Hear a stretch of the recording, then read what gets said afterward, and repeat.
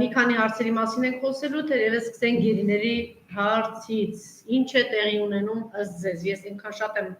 այս թեմային անդրադարձել, այնքան հարցեր եմ հնչեցել, ուղղակի այսպես ասում եմ, որ դուք ձեր կարծիքը հնչեցնեք եւ ինչ առաջարկներ ունեք, ինչպես եք լուծումը տեսնում, ինչ է անում իշխանությունը, ինչպես է շարքում այս հարցը, խնդրեմ։ Շատ կոպիտ պետք է արտահայտվեմ։ Իշխանությունը թքած ունի այդ խնդրի վրա։ Հասկանում եք, ով ինչ ուզում խոսում է այս թեմայով։ Բա իրենք էին ասում, գերիների հարցը նուրբ հարց է, պետք է ուշադիր լինել։ Մեկը հելնում ասում է, հենց հիմա շուտով 50 գերի կվերադարձվի։ Մեկը կանգնում ասում է, դրանց անունները չեմ ուզում տան։ Ասում է, դե մենք ոչ թե հավաստիացրել ենք, այլ հույս ենք հայտնել։ Այդ աղա, դա հույս հայտնելու թեմա է։ Այսինքն այսօր ով ինչ հույս ունենա, հելի հայտնի, դուք հասկանում եք ռազմագերու ծնողի հոգեվիճակը, երբ որ մարդուն ասում են արի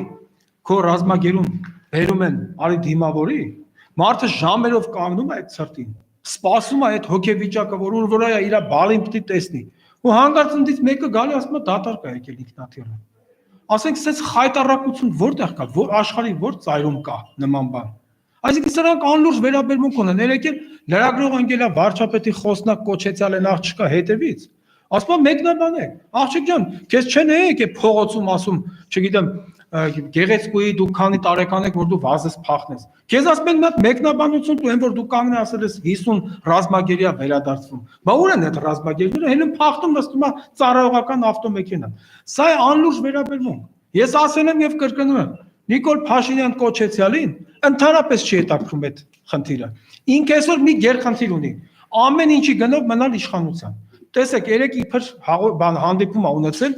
ռազմագերիների ծնողների հետ, ես ընդամենը վերարտադրում եմ ինչ որ սփռել են լրատվականները։ Մի կին ասում է, որ ասել է, բա մենք ինչ երաշխիք ունենանք, որ 30 նետերի վրա դիրքերում կռվող մեր երեխաները անվտանգ են, ասել է, դու երաշխիք ունեք, որ վաղը թուրքը չի մտնելու Երևան։ Հասկանում եք, սա Նիկոլ Փաշինյանը, որ ավանտյուրիստ է, ինքը միշտ սիրում է, չէ՞, սկզբից գաղափարը կաթացնել մարդկանց ուղեղի վրա։ Նա հիմա այդ գաղափարն արդեն կաթացնում, որ նայեք, հա, կարա թուրքը նաև Երևան մտնի։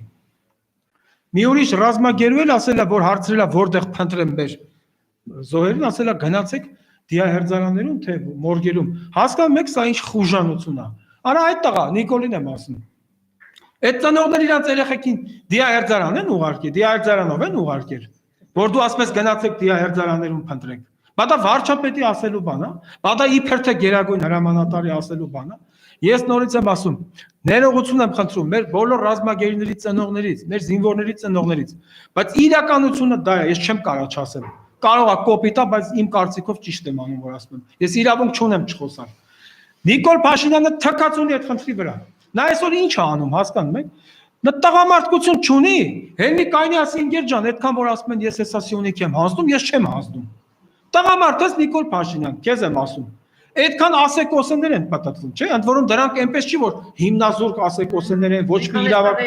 ոչ մի խելամիտ հիմք չունեն։ Ասենք ուր ես չեմ ասում որ մեկը հենի ասենք հոդված գրի, ասենք ասի Նիկոլ Փաշինյանը, չգիտեմ, ալիմենտա վճարում, ասենք Բրեժնևի մորքուրին Նիկոլ Փաշինյանը ստիպվածելի հերք է, դա այդ բանը չի։ Բայց ռեալ բանն ասում են ընկեր ջան, դու հայրենիք ես հանձնում, դու հող ես հանձնում։ Դե հել Նիկոլ Փաշինյան, քեզ եմ ասում, այ ապիկար։ Տղամարդավարի ասա, ժողովուրդ ջան, այսպիսի ասեկոսներ են պատտվում։ Ես տղամարդավարի խոստանում եմ, որ ես Սյունիքը չեմ հանձնելու։ Սյունիքից բախի չես ելնում ասում, արա։ Հա, որովհետև դու էլ ես կասկածում հանձնելու ես թե չէ։ Սա է մեր ամբողջ դժբախտությունը։ Կասկածումը թե ծրագիր ունի։ Դե ես անմեղության կանխավարկածը հարգելով այդպես եմ ասում։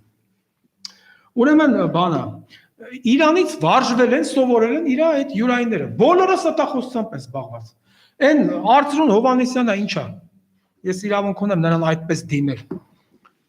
Առանց գետինը մտնելու ասում ես վերջին օրն եմ իմացել, որ մենք պարտվում ենք պատերազմը։ Դուք հասկանում եք ինչ ամբարտավանություն։ 43 օր ելում ասում էր, ես իր ձայնագրությունները կա, բոլորը կարող են ստուգել։ Ես մինչև համոզված չեմ ասի։ Վերջին օրը ասում ես վերջին օրն եմ իմացել, որ մենք բանը պարտվել ենք։ Լավ, ասենց ծաղր կարելի է, բա, ասենց ձեռառնոցի կարելի է։ Եվ ես Նիկոլ Փաշինյանին հարց եմ տալի։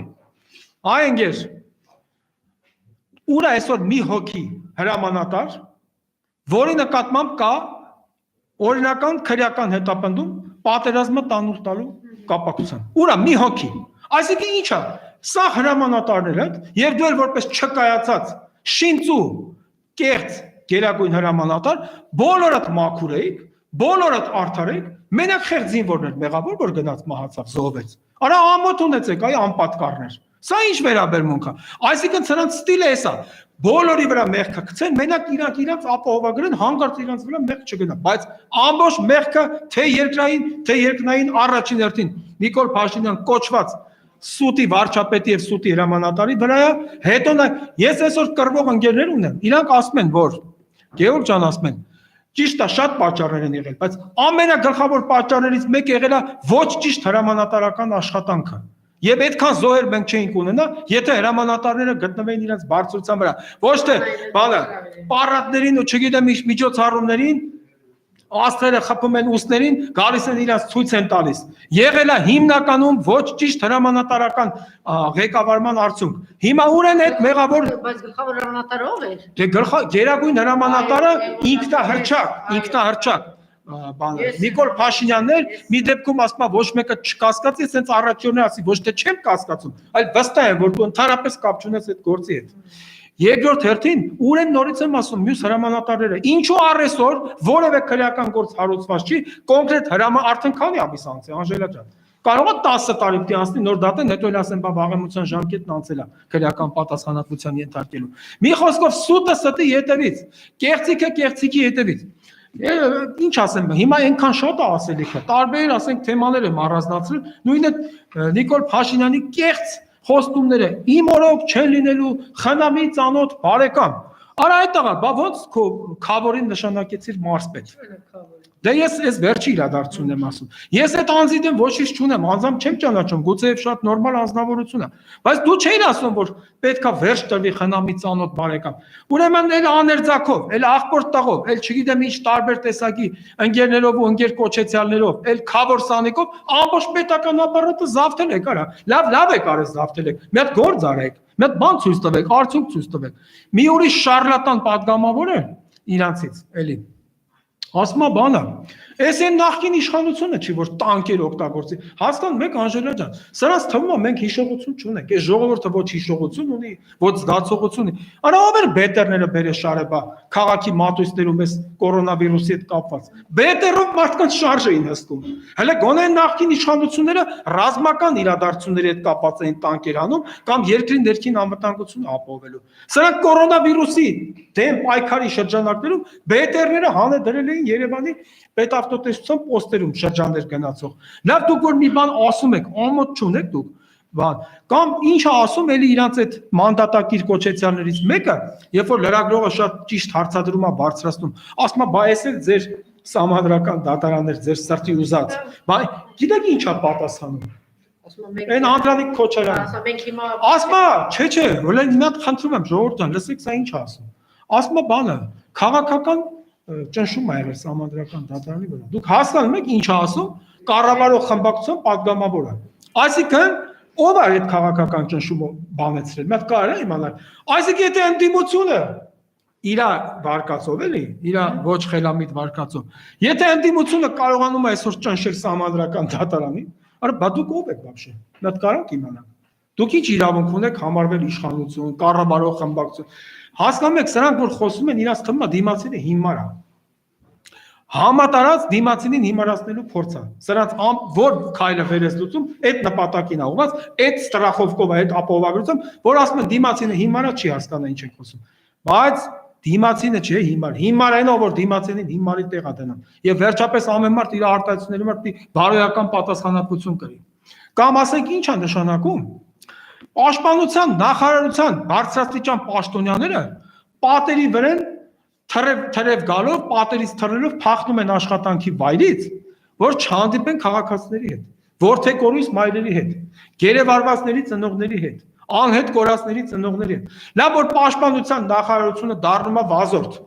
փախնող, դասալիկ, իր աշխատավայրից դասալիկությամբ զբաղվում։ Մենք ումից ինչ ուզենք, Անժելա ջան։ Սենց բան դուք տեսել եք, որ պաշտպանության նախարարության սպան բանի պատնեշի վրով թռնի փախնի իր գործի տեղից, այն ով էլ որ երևի մարմնի կառուցվածքը չի թույլ տալի թռնի վերտալյոտ է կանչում։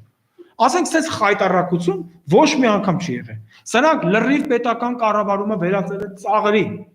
Չգիտեմ, սա հոգեվարքի մեջ գտնվող մարդկանց վարքագիծ է, թե չգիտեմ, ինչ որ մի վիճակի մեջ, բայց այսպես չի կարելի շարունակել։ Հասկանում եք։ Մեկն էլ ասում է, թե բանը, այդ դրանց այդ մանդատակիրներից կներեք չկատարած խոստումների համար։ Արա դուք մի հատ խոստում ունեք կատարած։ Հələ մի հատ խոստում ասեք, որ կատարել եք։ Մի հատ խոստում է Նիկոլ Փաշինյանը կատարել։ Որ բանը մարդկանց ծեփել է տվել պատերին, թռել է ասֆալտերին, բայց այդ էլ բոլորը հասկացան, որ մի անգամ Շուշիում եկավ թեյ խմեց, ո՞նց չի գտել։ Շուշիում ասեց եկեք թեյ։ Չէ, իրար չեն խմել։ Այդ խոստումը իր մանկության օրերի որպես բյուրեղյա երազանք մնացել է անհամար։ Հիմա ես նորից եմ ասում։ Նորից եմ ասում։ Դուր չի գալի որ մերի բանին կանչել է թեյ։ Այմար մերի բանի դուր գալը դա բոլորովին ուրիշ օպերայից է։ Ես ուրիշ բան եմ ասում։ Նորից եմ պնդում իմ հարցապնդումը, կատարում ժողովուրդ թող տեսնի Նիկոլ Փաշինյան, դες իրան չեմ ասում հարգելի։ Հա, այդ աղա մի հատ հել նամուս ունեցի, տղամարդկություն ունեցի, կանգնի ասա ժողովուրդ, խոսում են, այսպիսի բաներ են ասում, ես ընդհանրապես բան կապ չունեմ ոչ հող հանձնել հետ, ոչ խոստանում եմ, որ ես Սյունիքից ոչինչ չեմ զիջելու։ Դե թող հելնի ասի, Անժելա ջան, ես պետք է ասեմ։ Ինքն է չէ, իբր գերագույն հրամանատար։ Հիմա իհարկե ինքը կարա ապահովագրի իրեն, ասի դե քանի որ ռազմական դրությունը վերացել է, այլևս ես չեմ։ Արա ով է գերագույն հրամանատարը։ Թող հելնի ասի, մենք խոստանում ենք, հող չենք հանձնելու։ Եվ իր այդ խոսնակները, երկչակները եւ գրչակները։ Թող հետո շարունակած ինձ կախեք կամ գնդակահարեք, եթե ես Սյունիքից մի միլիմետր հանձնեցի։ Ցանկացած պարան ափսոսա որ հայտնվի նրա վզին։ Ուրեմն ինքը ասում է. Դուք ինչ եք տենց ափսոսում։ Այմար դե պարան ափսոս է էլի։ Մերոնց գյուղում շատ կա, ես կբերեմ։ Ես չգիտեմ, կբերեք, լավ կանեք, կբերեք, ահա, ուրիշ բան եմ ասում։ Տեսեք, այս մարդը իր գրչակների, իր երկչակների, իր խոսնակների միջոցով ուզում է անդադ ինչ որ հասարակության ուղեղի վրա կաթացնի, որ այս խաղաղության համար մենք իրան ենք երախտապարտ։ Նիկոլ Փաշինյան, դու այս խաղաղության հետ այնքան կապ ունես, ինչքան Մաուգլին ձեր թավշյա հեղափոխության հետ։ Իբր որ հիմա ասենք սահմանների խաղաղություն։ Կամ արա կրակում է, քար են նետում։ Մի հատ հել ասա։ Կամ մի րոպե։ Հեսա ես վերջում կանդրադառնամ նրան, որ Նիկոլ Փաշինյանը թքած ունի անկախության հռչակագրի վրա։ Դե նա քանի որ խասյատ չունի կարդալու, նա սովորություն չունի, նա սրանից լսի մի բան, նրանից վեկալի սկսի եթերով շպրտել իր աննորմալ դատողությունները։ Անկախության հռչակագրից ընդամենը 3 դրույթ եմ ուզում վկայակոչել։ Ասում է Հայաստանը անկախ պետություն է, խոսքը 90 թվականի օգոստոսի 23-ի հռչակագրի մասն է, Գերագույն խորհրդի ընդունած։ Ասում է երկրորդ հոդվածում Հայաստանը անկախ պետություն է եւ օժտված է լի իրավության։ Ինչ լի իրավության մասն է խոսքը։ Այսօր թուրքը ցանկացած երկրորդ թուրք դարել է բան, նկարիչ։ Մատիտը վեկալում սահմանակացում։ Նիկոլ Փաշինյանն է նստած իր կեցավայրում, իր համար ուտում, խմում, զվարճանում է, մի հատ լայվ է մտնում, հետն անցած թե սահմանին ինչ է կատարվում։ Երկրորդ, անկախության հռչակագրում գրված է, որ ժողովրդին ներկայացնելու բացառիկ իրավասությունը պատկանում է Գերագույն խորհրդին։ Դե գիտեք, ազգային ժողովը Գերագույն խորհրդի իրավահաջորդն է։ Այսօր ժողովրդի հարցերով ազգային ժողովն է զբաղվում։ Ազգային ժողովը խաբարա թե Նիկոլը որ ժամին որտեղ ինչ գաղտնի փաստաթուղթ ստորագրում, հողերը հանձնելու, տարածքներ զիջելու վերաբերյալ։ Հա? Ազգային ժողովը ընդհանրապես մեկուսացված է հիմա փաստացի այդ գործընթացից։ Եվ վերջում Նիկոլ Փաշինյանը մինչև իր իշխանազավթումը հավաստիացնում է իր խաղաքարտերից մեկներն են, որ սա սուպեր վարչապետական հանրապետություն է, մինչդեռ սահմանադրությունը սահմանում է խորհրդարանական վերահսկողության պետություն, խորհրդարանական պետություն։ Անկախության հռչակագրի 5-րդ հոդվածում գրված է, որ ազգային անվտանգությունը, մեր երկրի անվտանգությունը եւ ներքին կարգու կանոնը պահպանելու համար ստեղծվում են Գերագույն խորհրդին ենթակա պաշտպանության մարմիններ, ներքին զորքեր եւ այլ պետական ու հասարակական կառույցներ։ Այսօր այդ բոլոր կառույցները գտնվում են վարչապետի աթոռին սոսնձված Նիկոլ Փաշինյանի միազնյա վերահսկողության ներքո։ Այսինքն ինքը տաշել է անկախության հռչակագիրը մի կողմ։ Նա թքած ունի այդ հիմնադիր փաստաթղթի վրա, մինչդեռ անկախության հռչակագրի 12-րդ կետում որպես վերջակետ դրված է, որ սահմանադրությունը ընդունվում է հռչակագրի հիման վրա։ Բառացի գրած ով որ կասկածում է, թող այդան կարդան։ Այդ թվում իր թիմակիցները։ Այսօր անկախության հռչակագիրը Նիկոլ Փաշինյանը սահմանադրության նման սարքել է պոլիշոր, ոնց ուզում վարվում է, բայց այդպես չի լինելու։ Եվ վերջում ուզում եմ անդրադառնալ իր իբր թե դե յուրե ոչ գործընկեր, բայց դե ֆակտո իրարից օգ չեկող նրա եւ այն Արման Բաբաջանյան կոչեցյալի որոշ հայտարարությունների։ Այսօր ուրեմն ազգային ժողովում հենց ինչ ասում։ Ինչ որ եսի ինչերից էր խոսում, նա ինքն էլ շատ ժամանակ խաբար չի ինչից է խոսում։ Այսպեսի արտահայտություն ասեց ներքին թշնամիները, պարզապես արարողակարգը թույլ չտվեց, որ ես միջամտեմ։ Որովհետեւ ոչ այդտեղ վարման կարգով կարող էի խոսել, ոչ մի հատ հարցն այդ է, Արման Բաբաջանյան։ Ինչ է նշանակում ներքին թշնամի, դու այդ ում նկատի ունես։ Ընդդիմությանը նկատի ունես այդ տղա։ Հա? Դու թշնամին դու ես։ Այս ապիկարը մի հատ ինչ-որ կուսակցություն է ստեղծել։ Կոչվում է հանուն հանրապետության, չի գրած որ հանրապետության։ Մտածեմ ասեմ, որ կարող է Չինաստանի մասին։ Վիետնամի մասին։ Մի րոպե, վերջում դրան եմ գալի, Անժելա ջան։ Հետո գցում բռնում ասեմ, չար, էսի դիտավորել չի գրել։ Որ գրի ասի, բայց ով ասում, որ ես հանուն Հայաստանի Հանրապետության եմ ստեղծել։ Եվ նրա բոլոր այս վարկագծի դրսևորումները հիմք են տալիս կարծելու, որ այնտեղ այդ հանունի եւ հանրապետության բառերի մեջ մի հատ բառ ինքը մոռացել է։ Գրի հանուն Ադրբեջանի Հանրապետության։ Թե Թուրքիայի, թե Մեր մեծ հաշվով կապ չունի Թուրքիայի թե ամենայն դեպս ոչ Հայաստանի Հանրապետության։ Ինչ է նշանակում հանուն հանրապետության։ Եվ հելել ասում է, հելել լսեք ինչ է ասում, այս բան, ես դա սանձարձակություն եմ որակում։ Քաղաքական սանձարձակություն, որ падգամավորի խոսքի ազատության շրջանակներում ով ում ֆանտազիան ինչ բրդի կարա հելի դուստա։ Ասում է Քոչարյանին դատարանը չպատժեց, մենք ենք պատժելու։ Դասալիկ դատված։ Ուրեմն այդ տղա, նախ դու իրավաբանության հետ ընդհանրապես կապ չունես։ Հայաստանի Հանրապետության գործող քրեական օրենսգրքի համաձայն պատիժ նշանակելը դա դատարանի բացառիկ իրավունքն է։ Արա դու ով ես որ մարդ պատժես, կամ այն էլ դու մարդ պատժես, դա այնքան հավանական է, որքան ես գցեմ պարանով համալիրը քաշեմ ստե։ Դու ո՞նց կարաս արա մարդ պատժես, այլ մա քեզ նայի, դու вообще պատժելու ունակ ես, դու մենակ կարաս կարգին պարտաճանաչ պատժվես։ Եվ ամենաառաջինը ժողովրդական կարծիքի կողմից։ Ասում եմ ես դատարանը Քոչարյանին չպատժեց, ես եմ պատժել, մենք։ Արա դու քեզնից ինչ ես ներկայացնում։ Եվ հետո ես գիտեք ինչ, սա հակված չեմ ընդհանրապես Արման Բաբաջանյանի մտքի թռիչք համարել։ Նա պաշտպանություն ունի ուրեմն այսպիսի կարծիքի համար։ Ում կողմից պիտի ունենա, Բուտրոս Ղալիի կողմից չի ունենալու, պարզ չի ում կողմից։ Այն ով որ կարա, ուրեմն գիտեք ամենաամոթալին գիտեք ինչն է։ Տեսեք, սա էլ այն հերթական դրսևորումներից մեկը, որ իրենք խոսում էին օրինականության, օրինահնազանդության, պետական եւ տեղական ինքնակառավարման մարմինների եւ դրանց պաշտոնատար անձանց իրավասությունների հստակ տարանջատման, իշխանության թևերի հավասարակշռման եւ այլ համանդրական դրույթների մասին, բայց այսօր Արման Բաբաջանյանի նման մեկը, որը Հայաստանի Հանրապետության համար, Հայաստանի Հանրապետության բարգավաճման, զարգացման համար արել է այն մոտարապես, ինչ որ ես ասենք թե օրինակ բանը հասարակածային գվինյայի համար, այս մարդը հելել խոսում է, ասենք հերոս մարդուն Քոչարյանին պատժելու մասին։ Ես չեմ հասկանում սա ինչ է։ Այսինքն սրան մեկը երես է տվել, ասել է տղա ջան, հենց էս բաներ խոսա։ Ինքն էլ դե քանի որ իր համար կարևոր չի ինչ խոսա, կարևոր ինքը էլի թիվ 1 ամբիոնից իրան թույլ տա, ցույց տա, իլուր ամենքի, իտես ամենքի եւ նստի իր տեղը։ Մենք պետք է այս անկարգապահությունը հարթենք։ Պետք է ուժեղ ձեռք, որ այո, հենց ձեռքը խփի սեղանին, ասի այսպես պետք է լինի։ Պետք է պահել սահմանադրությունը, պետք է պահել օրենքները, ոչ թե այսօր ով որ իրան լավ ազգում, հելի եսի մինչև դուրս տա, ինչ կարծիքներ հայտնի, թրքամետ, թրքաբարո,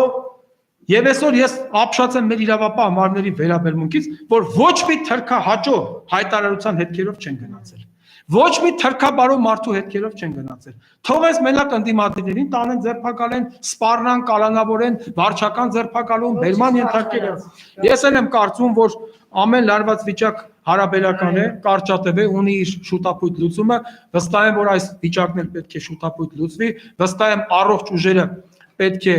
հաղթեն եւ համարենք, որ սա էլ մի ինչ որ ամպոտ ժամանակահատված է եւ հիշենք մեր Հովհաննես Թումանյանին, որ ասում է գլխովը շատ ամպեր կանցնեն, Սարա միշտ կա անսասան։ Շնորհակալություն։ Ես էլ եմ շնորհակալ։ Պետրոսյան։